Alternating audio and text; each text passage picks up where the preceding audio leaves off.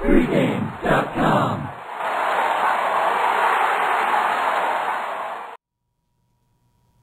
Florida State minus 14.5 at Boston College. Thursday night college football.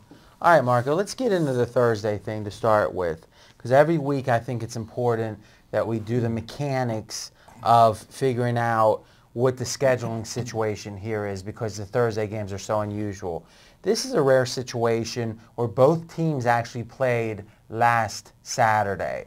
So you've got the road team in this case, and the trip is not insignificant, it would seem. The road team is off of, Sunday, Monday, Tuesday, Wednesday game. You're losing 2 clear days there.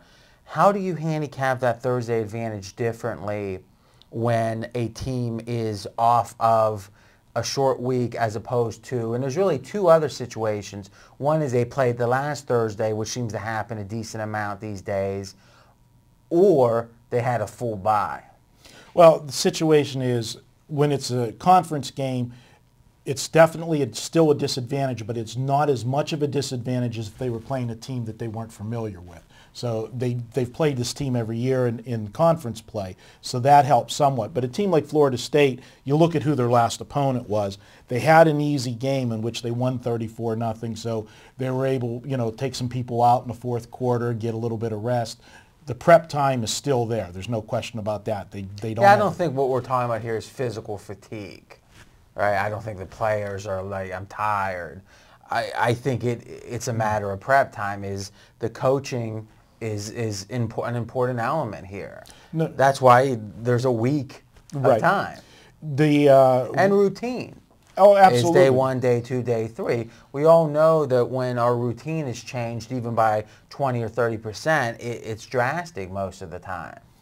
No question. One other point that I would make is that as we go later into the season, when these teams that are a little bit, not as deep, like Boston College is, a team not as deep, they're going to start having more aches and pains on their team, and they, so the difference in quality of talent between Florida State and Boston College will start to be an equalizer. And for Florida State, start to be an equalizer. Well, I'm sure.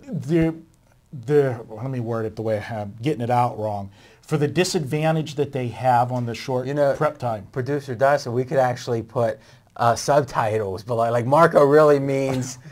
All right, start over. So let me guess what I think I hear you saying. Okay. What you're saying is the injuries happen for all teams. Right. But as you get later in the year, the injuries for a team that's not as deep are going to be more meaningful. Absolutely. And the short week makes that even more meaningful. More meaningful. And the flip side to this team like Florida State, this is a team that actually started the season injured. They had injuries after the first week of the season and is getting stronger now. They're getting those players back, and that's why you're seeing them on the 3-game winning streak that they are and playing the ball that we expected them to play at the beginning of the year when they ranked in the top 5.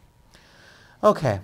So speaking of rankings, we launched beta this week, something called VegasRankings.com. And what we're doing there is we've got a collection of literally the biggest names in the sports betting business in Las Vegas. They're giving us their secret power rankings, in which these are the bookmakers that make the lines off these numbers. We're getting these secret numbers, they're private numbers, and we're doing a consensus in creating Vegas rankings. Now, Florida State was actually the 4th most underrated team based upon Vegas rankings. They're not ranked in the BCS, but Vegas considers them the 16th best team. Mm-hmm. So that's clearly a factor to some degree. I think Florida State's a little bit better than people think. And this LSU-Alabama game is a good example. If Alabama wins 14-10, do you think, who's the second best team in the country? LSU will drop a spot, but theoretically, LSU would still be the best. Yeah, that's the whole point. The polls, the popularity poll, or whatever you want to call it, that's not what we deal in. Mm-hmm. If anything, we try to exploit that. But the point I'm making is and you got it, which is LSU's probably just as good as we thought if they lose by 4 at Alabama. Right. Probably the second best team. Vegas can't have the luxury of saying, well, they go to the back of the line of all, behind all the 0-loss teams. That's just not the way it works. Florida State, I think, has had some losses where Vegas hasn't taken them all that seriously. The losses, meaning they still really value Florida State. One other thing to think about, and I'm going to go through this really quick. It's a powerful concept. Let's talk about the difference. Like you're looking like, what's he going to say? Let's talk about the difference between plus 2.5 and plus 3.5, and then the difference between plus 6.5, plus 7.5. Now these are the two most key numbers, 3 and 7. On one hand, if you like the dog, you very much like 3.5, but you don't like 2.5 near as much. You very much like 7.5. You don't like 6.5 near as much. But check these numbers out. This goes back to 1980 in college football. If you had taken blindly all underdogs of plus 2.5 and blindly all underdogs of plus 6.5, the lesser of the attractive numbers, you'd be 38 games above 500. Now, just to be clear, that's not good enough to play blind. It's not good enough to overcome the juice, but you'd be 38 games above 500. If you had taken 3.5 and taken 7.5, you'd be 3 games above 500. Almost, I mean, literally over 20 or 30 plus years, you'd be 3 games. That's it. So 38 games, 3 games. Now, what does that tell us? And this is something I'm going to explore a little deeper. But at 14.5, we've got that example right here, which again makes me not as inclined to like Boston College, which is they're making it where if you're a dog player, you're so much more inclined to say, God, I'm getting over that 14.5. And I think oftentimes because of that attractiveness, it affects the line. And I think oppositely, the plus 2.5, I think you got people that lay that 2.5, not blindly, but they're so much more inclined to do it, that sometimes that line should be maybe plus 1, but it stays at plus 2.5 because you got those people firing at the 2.5.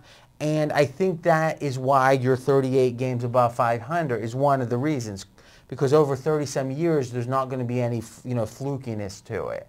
So I guess my question, and it kind of goes into your whole trap thing. I was waiting for you to come up for air.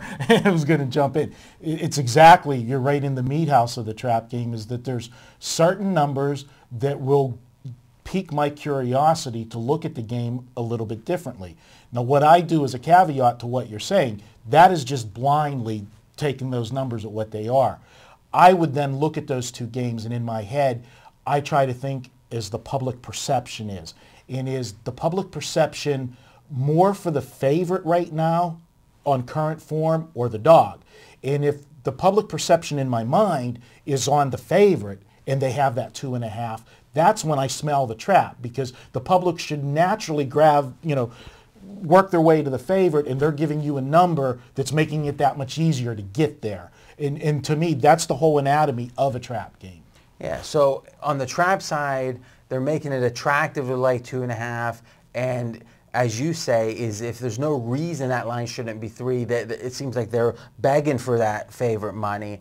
But in general, I think even if it's not trappy, you've got people that's going to be laying 2.5 that's going to maybe artificially inflate that number when maybe the sharper action would push it to 1. And it's interesting at 14.5 that you could make that case that people are just going to be artificially inclined to take the dog, and less inclined, it's two sides of the same coin, to lay the favorite. They'd be like, oh, if only I could lay 14, I would lay. And I find myself thinking like that because I really value the key number so much. So here's what I'm going to do. The fact is, and there's been various studies on this, home teams on Thursday night in the last 5 years are 62% ATS. It's just hard to beat that. If it's the travel, if it's the excitement of the home crowd, I don't know. But I know I'm never, hardly ever going to take a road team on Thursday night. So for me, it's the home team or pass. I think there's some reasons I'm not as crazy about the home team, but what I'm going to project here is a slight lean to Boston College. Florida State 27, Boston College 17, lean towards the home underdog.